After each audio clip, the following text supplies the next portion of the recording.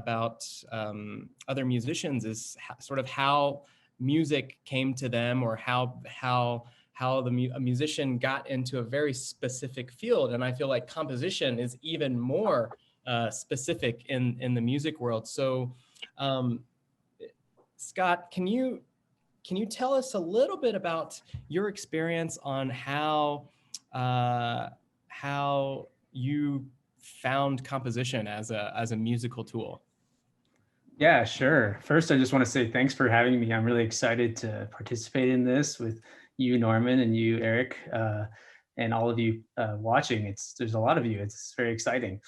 Um, so I, started my journey into music began when I was very young. My older sister, who's about 2.5 years older than me, was taking piano lessons, and I wanted to do everything she was doing. And I, asked my mom.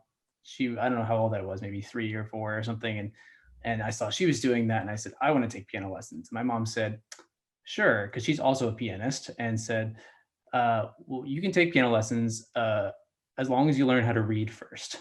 And so then I began taking piano at 5, and was playing classical repertoire, and eventually got a little bit more into jazz music. And then in middle school, I think I was attending a talent show, and I was in the audience, and I saw another student playing a piano piece that he wrote on stage. And my first thought was, oh, you can make up your own piano music. I didn't know you could do that. And then my second thought was, well, I can do better than that.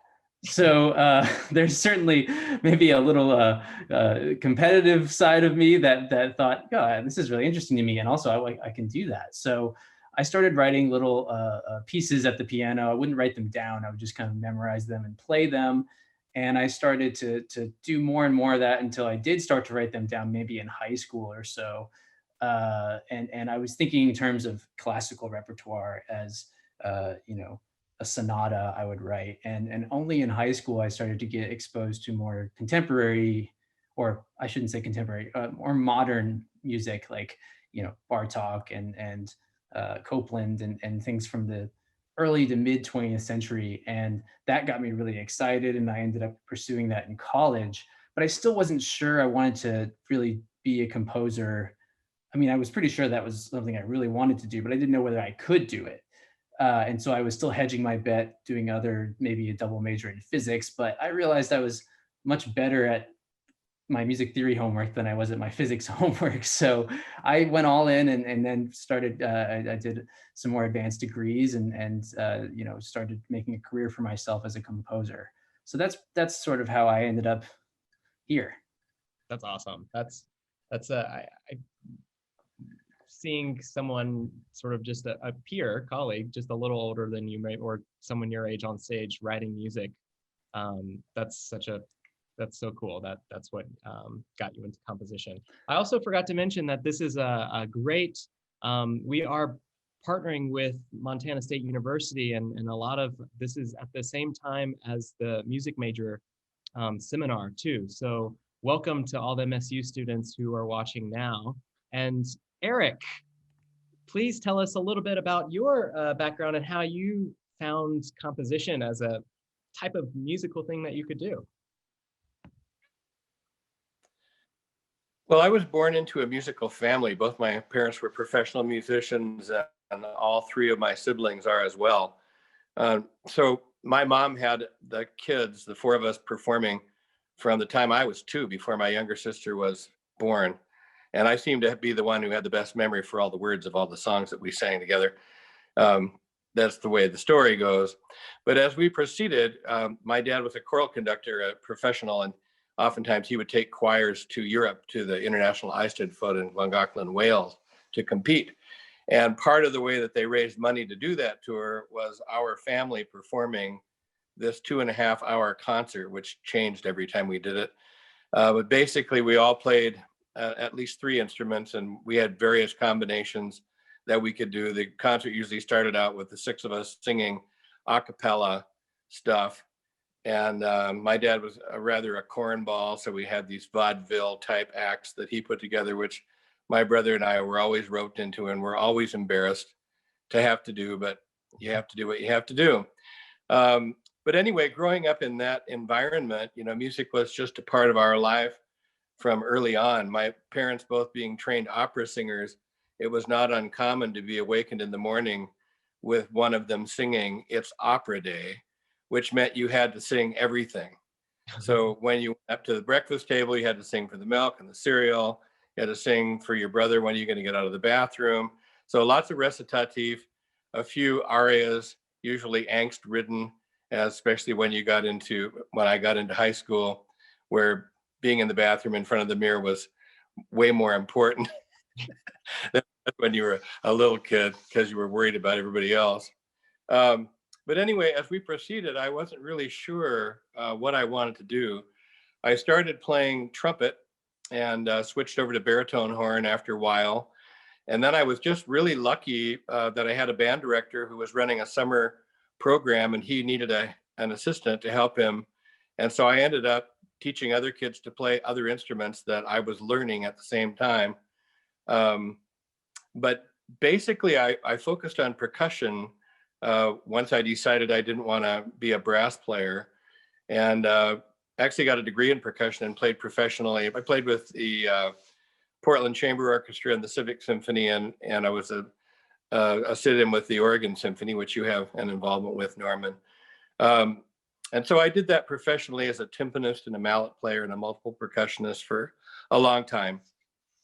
The composition stuff came very similarly to what Scott was describing.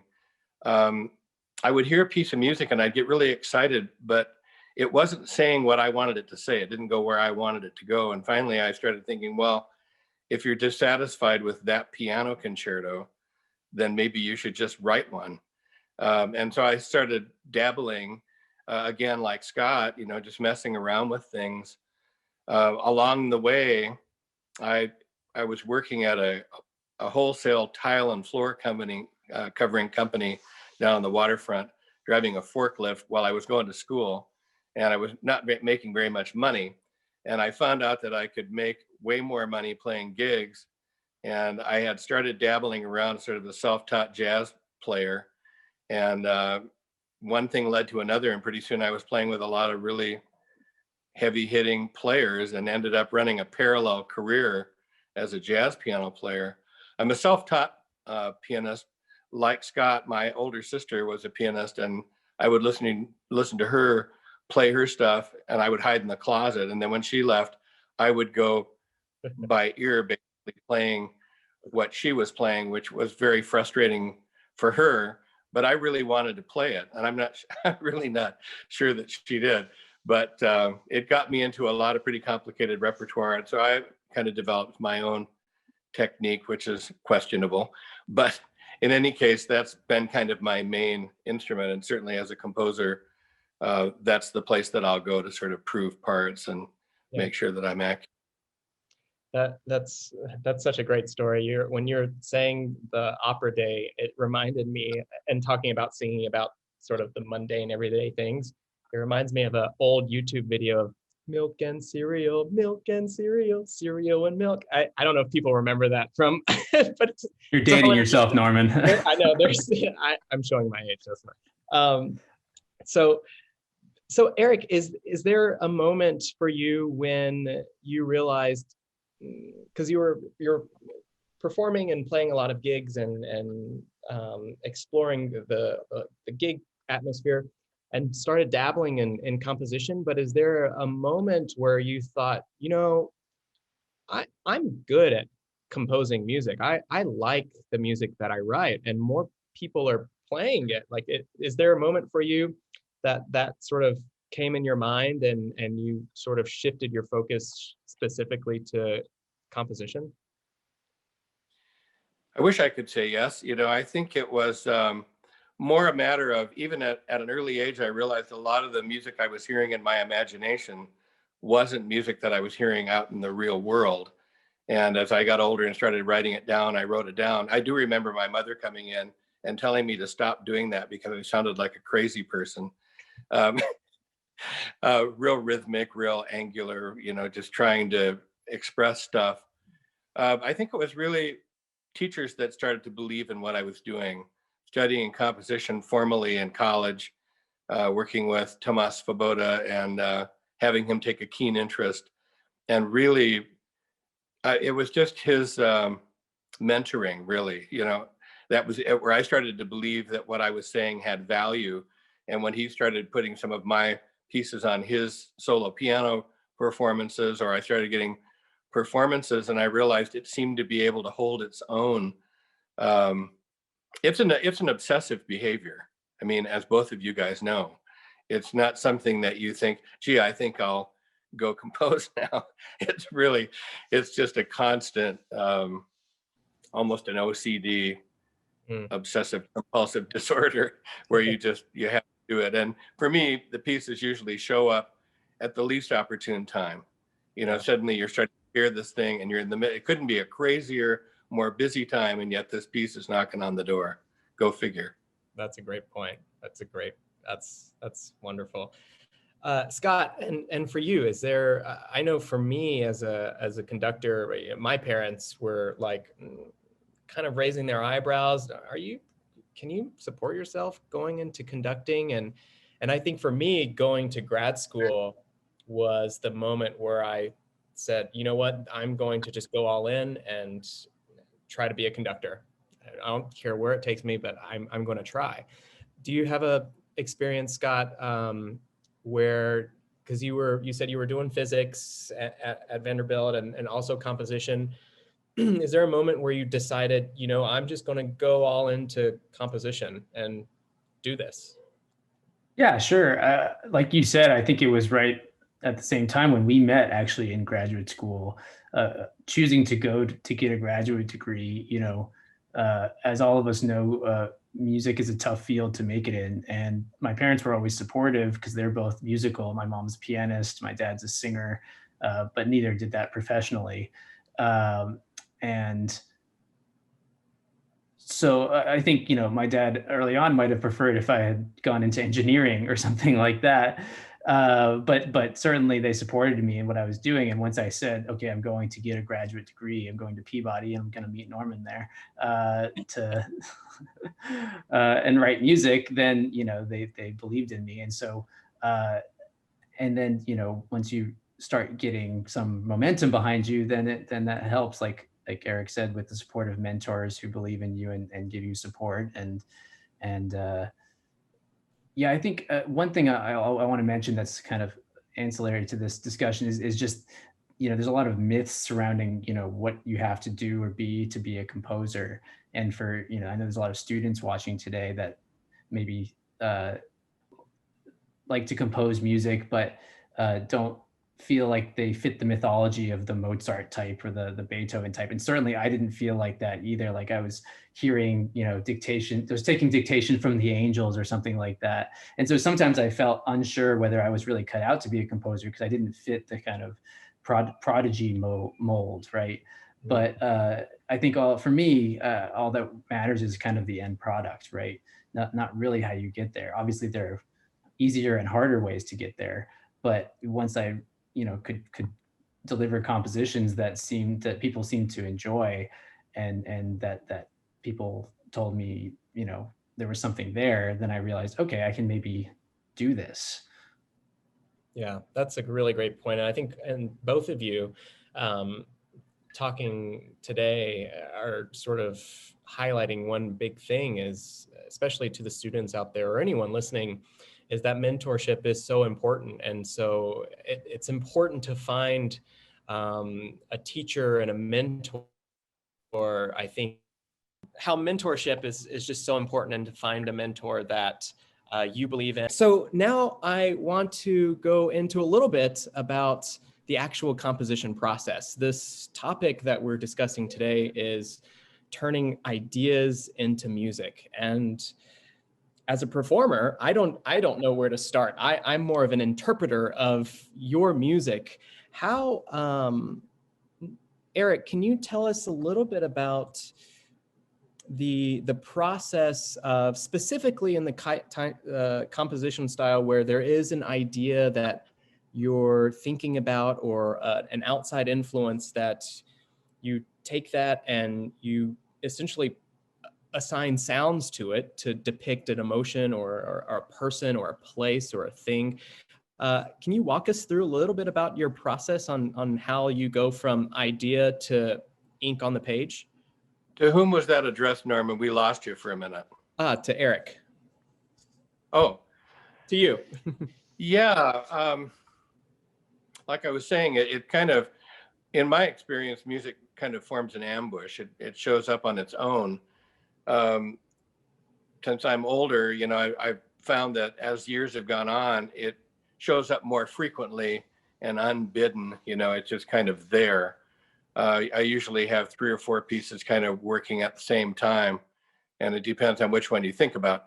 It sounds really abstract, but if you thought of you being somebody who's writing short stories, carrying 4 different plots in your mind isn't a big deal. You start that one, and you start thinking about those characters in that situation. But for me, oftentimes, the music does sort of show up internally.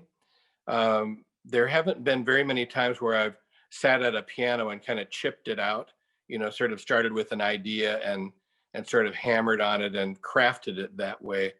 It's more a matter of really emptying out and becoming silent. Lots of times I go to the forest and I just walk and I just sort of listen to that internal soundscape and try to see if anything is showing up that really catches my attention. It's kind of like instead of the mind's eye, it's the mind's ear. And so when something really grabs me, when I'm really open to that kind of stuff, then I'll really pay attention to it and really stay with it and kind of maintain that silence. And then when I feel like I've got enough of it, start to write it down. It is similar to trying to write down a dream when you wake up or you've had this really powerful dream. If you go too quickly after it, it can evaporate in a nanosecond. And the same thing is true with music for me, or it has been. If I hear this thing in my head, and oftentimes it's more abstract, it's like an energy. If I go touch a piano or touch a guitar or something, it's just gone. And there's nothing more disheartening than to have it disappear. But since I've kind of learned that to maintain that state, almost like lucid dreaming, where I sort of can suspend that time, where I can continue to hear it until I really have a handle on what it is, and I can start to move it into a more of a cognitive realm and figure out what those interval structures are, or what that rhythm is, and put that to the page. And as I was sort of alluding to, it becomes more of a natural process as time has marched on, to the point now where I'm starting to hear things kind of from the beginning to the end. And then I'll map out the overarching structure, and then I'll go back and I'll detail. I'll sort of figure out, okay, what am I missing here? And I'll sit at the piano and try to figure out what it is that I'm hearing that I don't yet have on the page, sort of filling it out, if you will.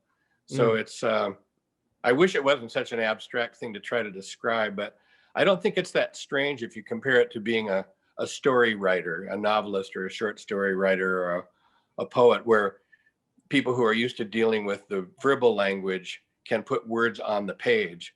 And those of us for whom music is our primary language, we're putting notes, that represent sound on the page. Yeah. Do you carry when you go on your walks in the woods, or just as the music comes to your mind's ear, do you have a sketch pad? Or I know you said you sort of wait and let it all marinate in your head before, but are there times where you just, I need to get this down, and you're either record it or you write it down quickly? And follow up to that, do you have a sketch pad full of ideas that have never reached a final stage? I do have sketch pads. Now they're a lot more convenient than they used to be. Back in the 1960s, I'm really dating myself. You would buy these ring-bound manuscript books, and the staff size was way too big, and so you couldn't get that much on a page, and it wasn't as convenient as those little moleskin pads that are full of manuscript paper. I'd like to say I'm organized enough that I always have a shoulder bag with manuscript books in it, so that I'm walking in the woods and I hear something and I write it down. But of course, I'm not. So oftentimes I'll hear something like the Requiem for a Forest that I finished last fall, and I didn't have, I mean, I don't know what I guess I was not thinking, but I didn't bring a manuscript paper. So what I was hearing, I just had to remember, but Yeah. I had to sort of imagine myself putting it on paper so I could actually see the interval structures, because it was a very strong gesture and I didn't want to lose it. But I just stopped the car because I was driving out in the woods, and I just stopped the car and I turned it off, and I just really, really waited until I knew I had it and it was, durable. It wasn't going to disappear. But yeah, I do have score paper, little sketchbooks, and I do have a bunch of them that are filled with things that I've never done anything with. And every once in a while, I'll look at them and go, what is this? Where did this come from? I used to have a habit when I was a little bit more organized where I would do it like a daily journal entry. And I would tell my students, keep a sketch pad by the door. And before you go out the door, write something down. Just even if you don't think about it, just put something on the paper. Because once you have something, you can start to work. Yeah. But it's kind of a combination. The listening to me is the central, most important part. And then the next part is to be sure that you can, as accurately as possible, get that out of your head and into a form that you can work with it and turn it into a score that other people can play. Nice.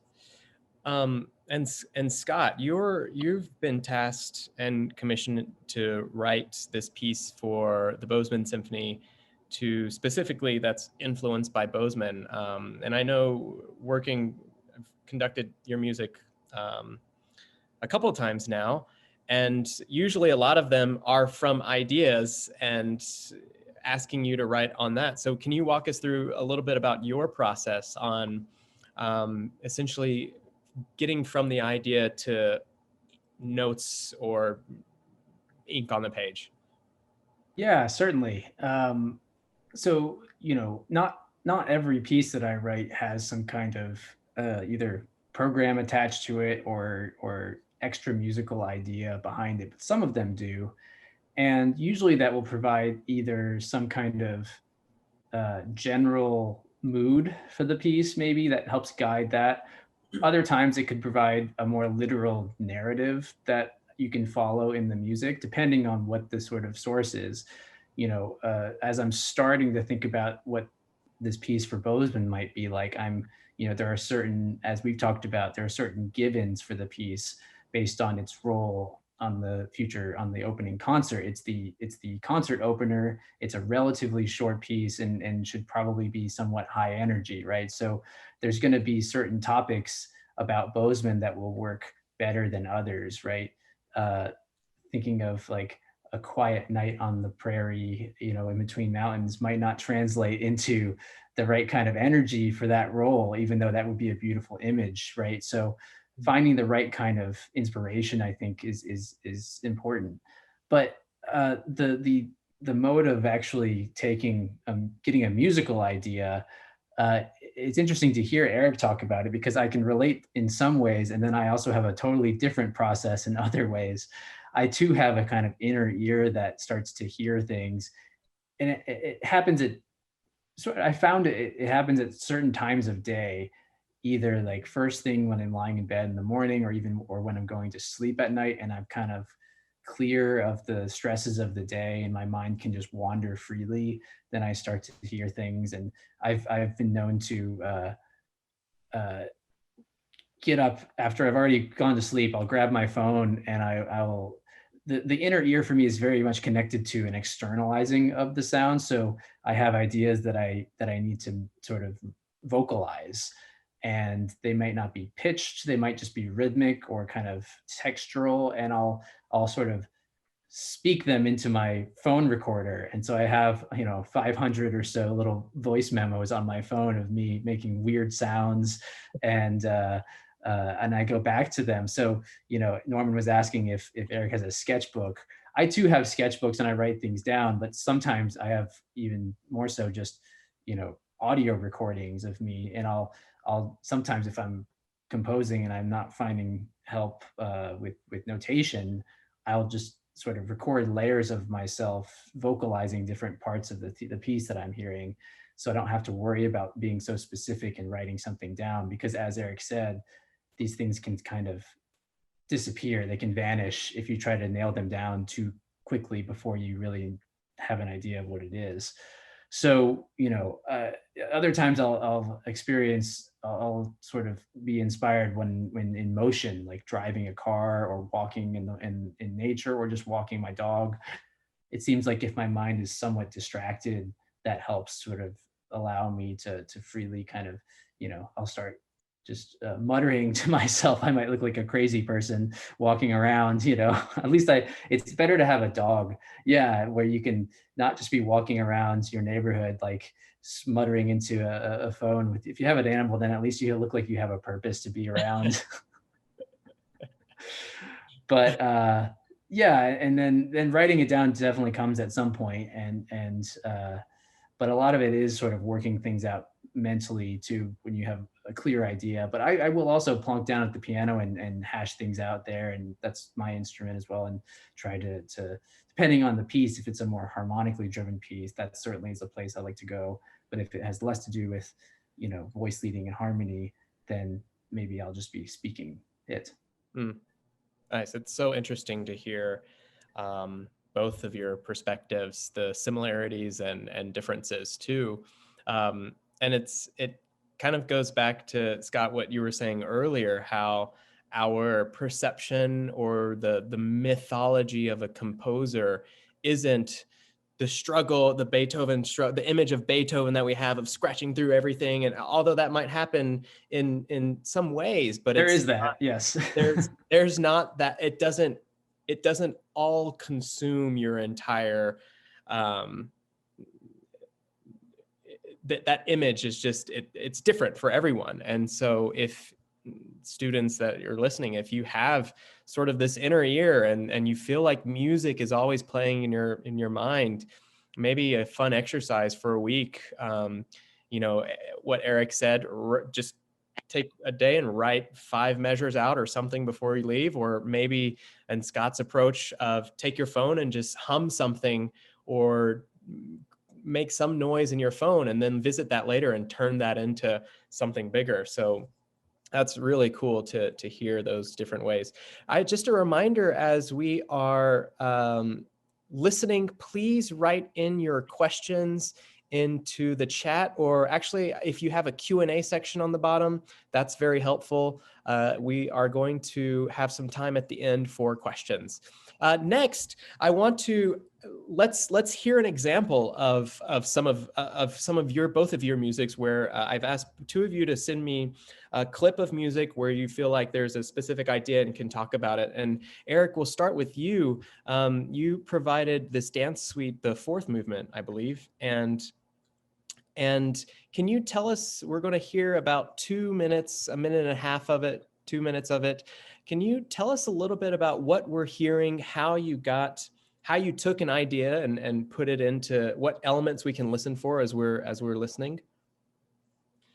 Yeah, this is an unusual piece in that it was very spontaneous rather than just being, something that I would describe narratively. It was really music right out the gate. And what was going on was I had a guy, not to digress too far, but I had a guy putting in a new drain field in our yard. And so he was out there dragging the whole backyard and getting it down to put grass seed down.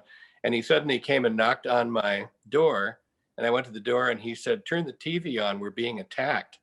And I thought he was joking. So I went and turned it on, and it was, all the stations had the footage of the planes flying into the Twin Towers in New York. And it was just like so sad and so shocking at the same time. And of course I was just riveted. But as I was watching it, there wasn't really any sound. Nobody was talking. The newscasters weren't saying anything for a change. And I started hearing this music that I initially thought was the beginning of the 15th String Quartet of Shostakovich. And but then as it kept going, I realized, no, this is music that's coming to me simultaneously with this imagery. So it was capturing that strange combination of sadness and terror. I mean, and the anxiety of not knowing what's going on, because it wasn't clear. I mean, you've got commercial airlines flying into buildings. It just was completely nonsensical. And yet you could feel just this suspended grief. And my experience has been, when you're writing something sad, it's not like grade school when your music teacher played a minor chord and said, this is sad, and played a major chord and said, this is happy. The truth of it is that we're replicating the physiological state that's at play when you are sad. So retracted, inward turned, silence, openness, sort of an unwillingness to even try to express anything. So there's that halting sort of feeling, slower tempo, but softer dynamic. So coming from that, and I actually got up in the middle of the broadcast and just went in and wrote it down, because I thought this is important, because this is my literal emotional response in music to something that is so tragic. And so originally I was writing it for string orchestra. Well, I sketched it out just on 4 lines of staff paper, and I was writing it out for string orchestra and calling it Threnody, thinking sort of like the Threnody to the victims of terrorism. But in the back of my mind, I was thinking, there can't be an end to oppression as long as somebody wants to be the oppressor. And it was sort of feeling into that larger frame of how we all want world peace and a chord of some kind, and empathy and compassion. And yet these things continue to happen. So when I started working on the dance suite, which was originally for double bass and piano, it was commissioned by my publisher in England, Recital Music. Then when I had a chance to have Julia Slovart play it with Stefan in her recital, the whole dance suite, they were looking for a piece. And so I handed her that, and I said, I think this actually will sound even better on the cello, which I do think is true. I think it really should be first a dance suite for cello. And she just plays it so beautifully, and so did Stefan. So that's what prompted me to send it to you. I thought our students would understand it immediately. It's immediately accessible. It's not a deeply complex piece, although the pattern development has all the elements of sort of variations of motivic technique. I mean, that's always at play. Sometimes intentional, sometimes we find those analyses, things after the fact. But yeah, that kind of grabs it. Great. Well, I'm going to share my screen here. That's a beautiful explanation, Eric. And let's see, share sound, perfect. So we're going to start in the middle of this. This is Dance Suite.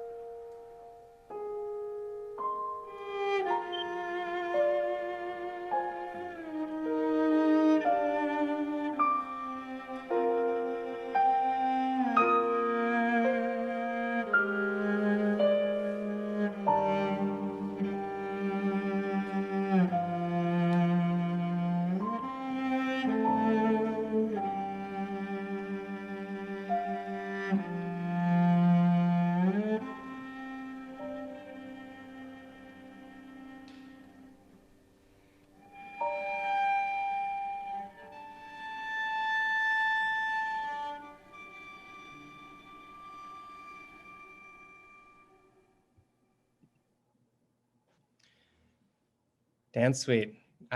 That's incredibly moving, powerful piece. Eric, I love the sort of imitation in the piano, that when the cello is moving up and sort of the piano is repeating, and then the instances where the piano is unison with, plays sort of the same note as the cello, and they're sort of meeting, but it's such a beautiful slow dance, essentially. Bravo, beautiful. Bravo, Eric, that was gorgeous. Thank you, Scott. Really moving piece. Do you still have, is it written out for string orchestra? Yeah, and it's Great. only in pencil on, but yeah, it's there. Nice. So on the sort of other end of the spectrum, Scott, your piece is titled Engine Trouble. Give us a little bit of taste on what we should be hearing. Where did this idea come from, and how did you make elements of music depict this specific engine trouble idea? Yeah, certainly. So this movement is a movement in a larger piece from an album that I recently released called Through the Mangrove Tunnels, which each movement is relates to my experience growing up in St. Petersburg, Florida, and a nature preserve that I grew up going to there called Weeden Island, that has a really incredible history of being an important Native American ceremonial gathering place. In the 20th century, having, well, conquistadors potentially landing there, and then speakeasies built on the island, a movie studio with 3 different terrible films that were made there, and an airport was built on this island, and the first commercial flight in the U.S. happened there. And now it's a nature preserve, and you never know any of this happened. And so you just can see the sort of trace of the runway remains sort of as it's reclaimed by the plant life, the mangroves. And so this particular movement, each movement is either a historical telling of an event or a time period on the island, or a personal memory of mine growing up visiting the island. This movement, Engine Trouble, is a depicts a memory I have of growing up. We lived on a canal, and we had a boat. It was a secondhand boat that my dad would let me take out with friends. And as you might have guessed from the title, the engine was somewhat unreliable, and we would get out on the water and we'd be fishing and just goofing around, and we'd turn the engine on to come back, and maybe it wouldn't fire, and so we would have to be creative in how we could maybe get the boat back. The water's not that deep, so we could maybe pull it back with some ropes and things. So I have these memories, and so I translated them into this piece where you'll hear this kind of motoric texture. And this is again one of these instances where I have a memory. I was driving the car, and I was thinking of this piece. It's for string quartet. And I just had an idea for a gesture that could be the opening gesture of this piece. And I have a recording somewhere on my phone of me sounding like a maniac, yelling this into my phone. It's something like something like that. And you'll hear that that's pretty much exactly what happens. And the challenge was trying to figure out ways to mimic the kind of non-pitch focused gesture there, where it's this rising gesture, but I didn't want it to sound like a scale going up or something. And so I actually have the string players making a glissando, going higher and changing bows rapidly as they're glissandoing. So it creates this kind of chugging effect with a not really centered pitch, and it's noisy, and there's a lot of gritty sounds in here. And so the effect is a motoric texture, and it's very sort of rhythmic and clear in terms of on the beat. Everything is kind of in 4 on the floor sort of.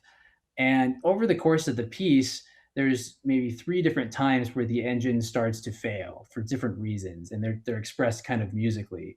So in this example you're going to hear towards the end, there's something gets stuck in the engine, and that's represented by this kind of scratch tone, which a string player can achieve by giving a little more pressure with the bow and creating a kind of short articulation where they get that kind of sound. Not one that a lot of string players are taught to do, and in fact, that most of them are that's taught out of them. Right there, it's not a beautiful sound.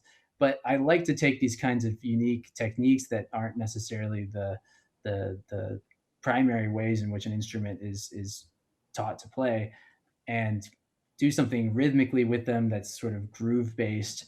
So you'll hear that engine break down towards the end as more and more of the instruments start to join in with that noisy, scratchy sound, and the engine kind of falls apart. Wonderful explanation. Here is Engine Trouble. Oh, let me share my screen first.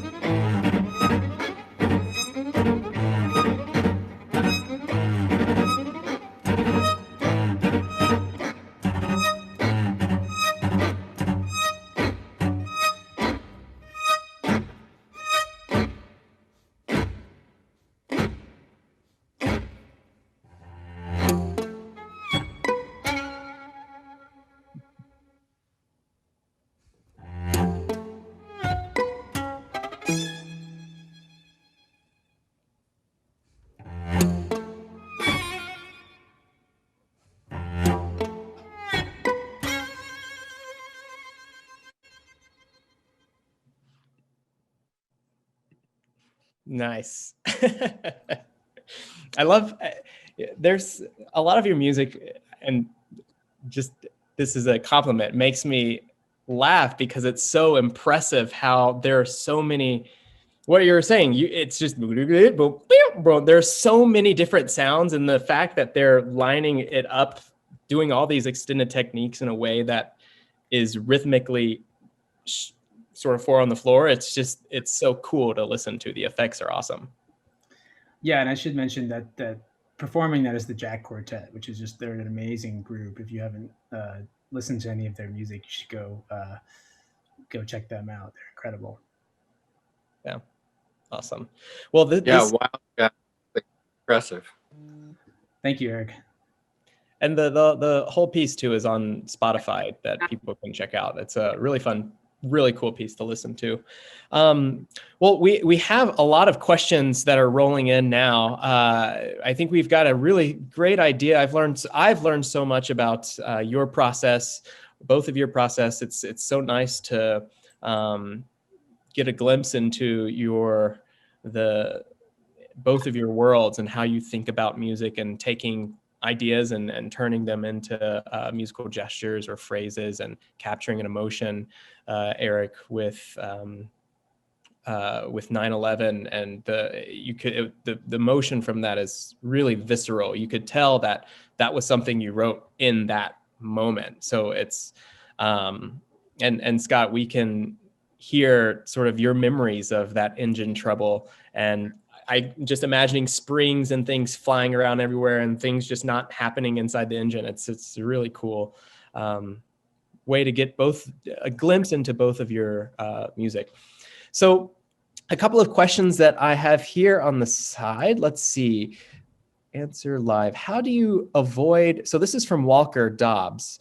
How do you avoid writing something that is too similar to another composer's work? And Eric, I'm going to point this towards you, because you sort of thought that it was Shostakovich that was coming to you, but you realized that it was your own voice. So can you talk a little bit about that and give Walker how do you avoid writing something that's too similar to another composer's work? Yeah, I think part of this is you have to be a deep listener your whole life. You need to be very aware of all the music that's been written out there, and never leave that alone, because it would be horrific. And it could happen. I mean, from a mathematical standpoint, the synchronicity of actually creating the same thing that somebody else created and not knowing it, not plagiarizing, but literally following the same unfolding logic and ending up with something that you thought was original but was not. I was fortunate in that my teachers taught me, and it's something that I try to impart to my students, to find my own voice. And I was going to say this about Scott's website. It's an absolutely wonderful excursion and proof of point that when you look at a composer's catalog of works, you're going to find tremendous breadth stylistically. You're going to find all kinds of things. A composer doesn't usually go for a particular thing. So the range in my catalog, from tonal music to non-strict serial chromaticism to strictly serial to, I mean, it's just a real broad range.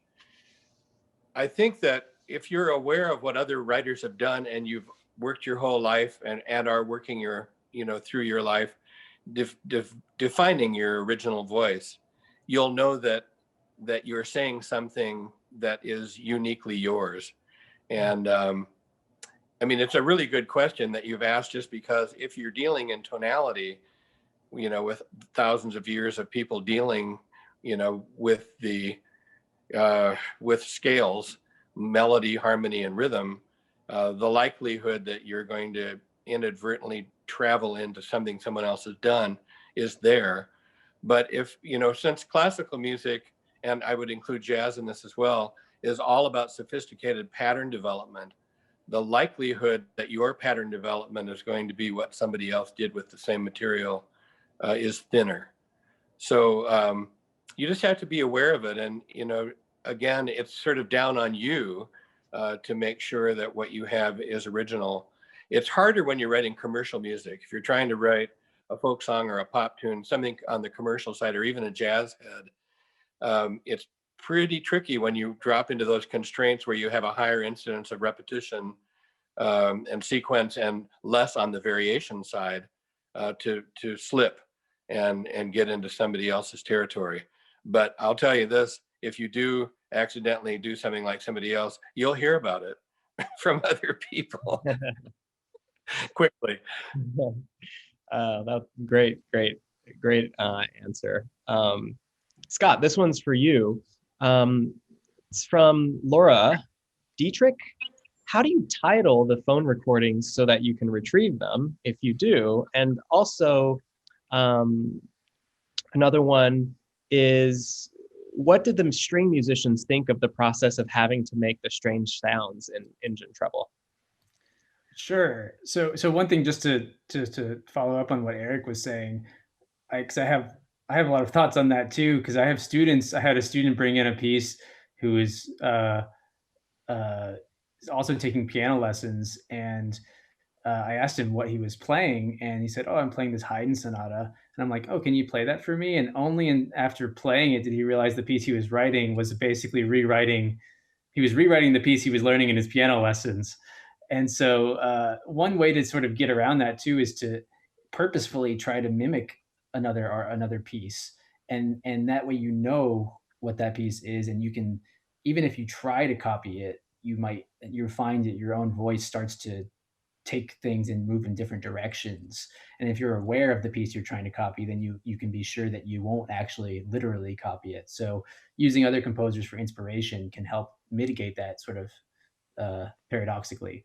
But to Laura, Laura, how do I label these? I do a really bad job of keeping my phone recordings organized. Sometimes I'll think about it and I'll know which piece that I'm actually trying to kind of write, and so I'll just label that as, engine trouble 1, engine trouble 2, engine trouble 3. But often there's just, I have maybe, phone recording 463 and things like that. So I don't do a good job. So if you want to try that, be better than me. As for the string players, that particular group is a new music focused string quartet. They play exclusively new music, pretty much. Not that they can't do other things, but and individually, I know that they play other repertoire. But as a group, they're focused on contemporary music for string quartet. And so I knew that going in, that I could give them pretty much anything I could imagine that is possible on the instrument, and they would be game to try it. So knowing who you're writing for and what their strengths are is, I think, a really important thing as a composer. And collaborating, right? I got to actually try some things out with this group, and I said, okay, what do you think about this? And I can, as a composer, it's part of our responsibility to know how instruments work, right?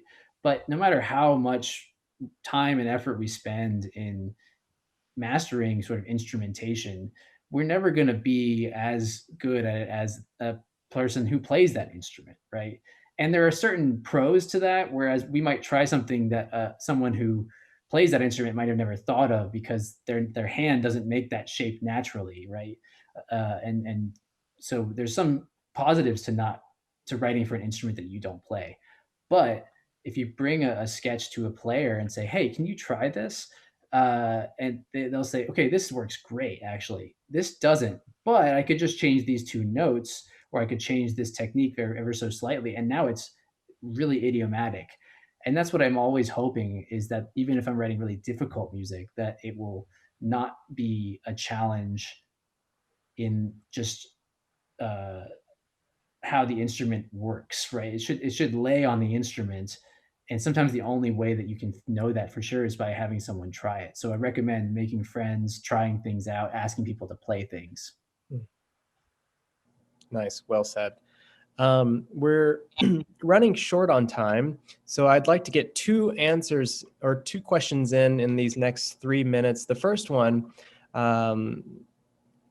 is this is from Justin Carlson, and this is actually, if you can summarize it, this will be a long answer, but it would be interesting to know what you 2 think. I find there is a big difference between writing a large-scale piece of music and writing a small-scale one, even from just an organizational and planning perspective. When, in your pursuit of composition, were you able to create large-scale pieces, and how did you grow to be able to accomplish this? Eric?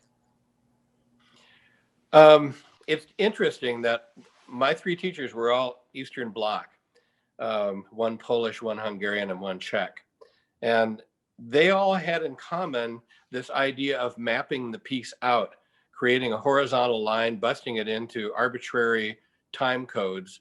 And so if you were working on a larger piece, you would literally create a timeline graph, and then you would verbally put in orchestration information and sort of define what material is going to happen there. The cool thing about that is, of course, you can write the end first, so you know where it is. And then you can embed that in other stuff if you're sort of working in that crafting approach. But I think you can tell out the gate. Certainly my teachers could. It always confounded me. They'd say, well, this was the first movement of a chamber orchestra piece. And I would sit there and think, that wasn't what I had in mind, but they would see the integrity of the sketch as something that had enough weight to it that it really could be developed. So I think that was it, learning to ID the material that you've got. Is this a short poem?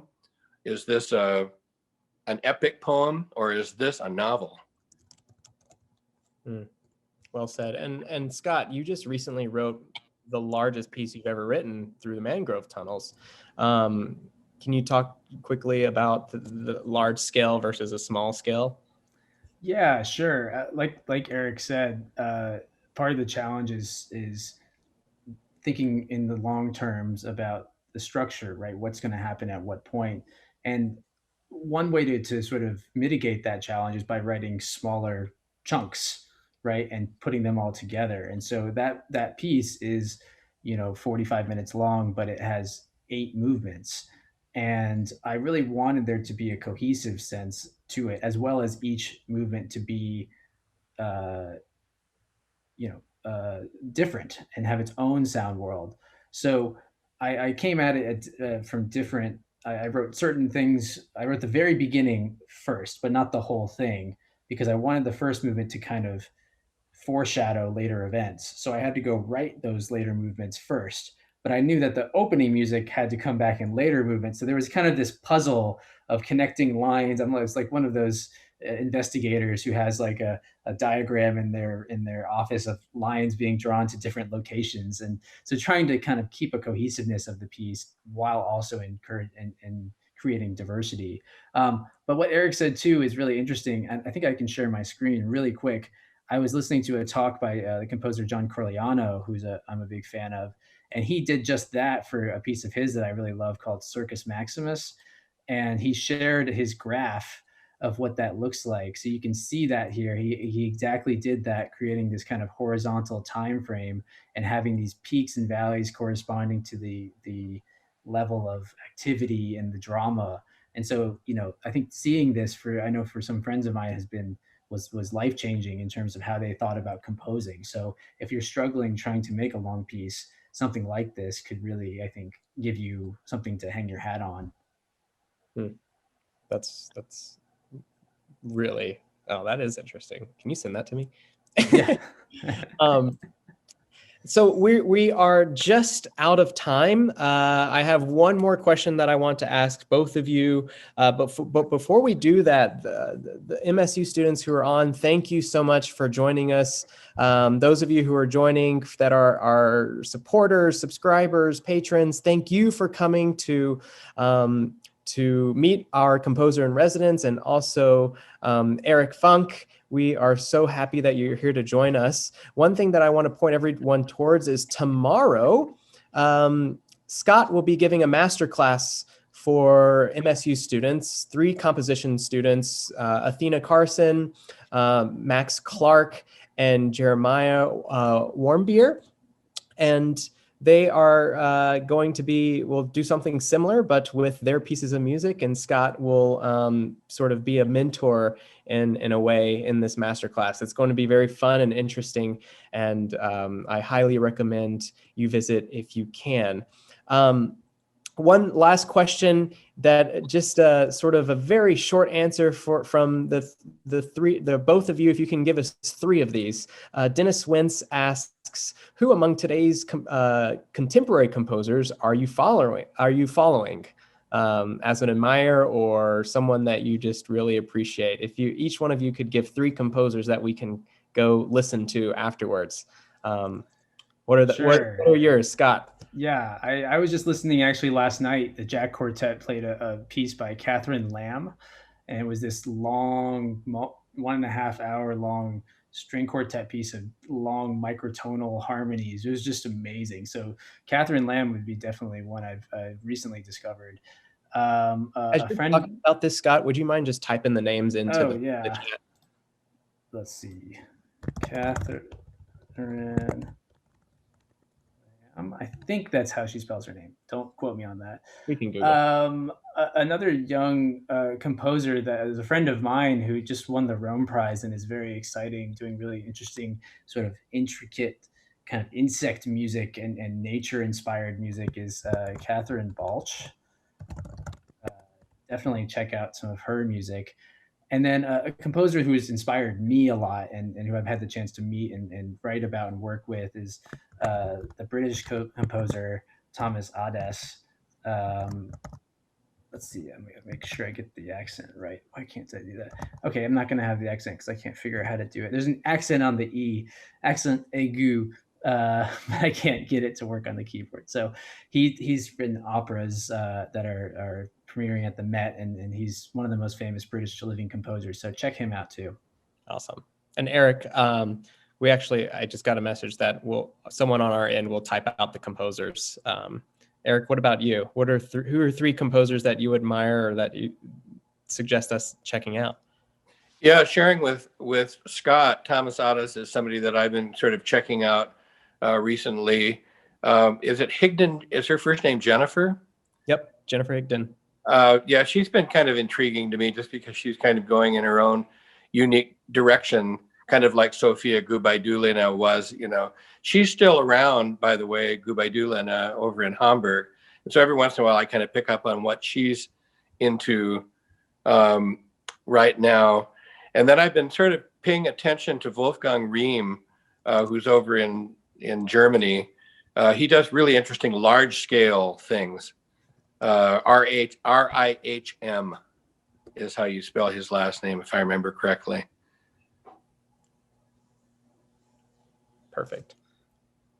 Well, thank you all, Scott and Eric, for joining this for the Bozeman Symphony's first ever Composers Forum. We're so excited, Scott, that you're going to be here in May to come see Bozeman, and hopefully we can get the two of you, Eric and Scott, to hang out, and we'll definitely have more events like this in the future so we can learn more about the music process. It's just been so invigorating to hear both of you talk about the compositional process, and so thank you all so much. Thank you to all our viewers. We appreciate you joining us, and we hopefully will see you tomorrow.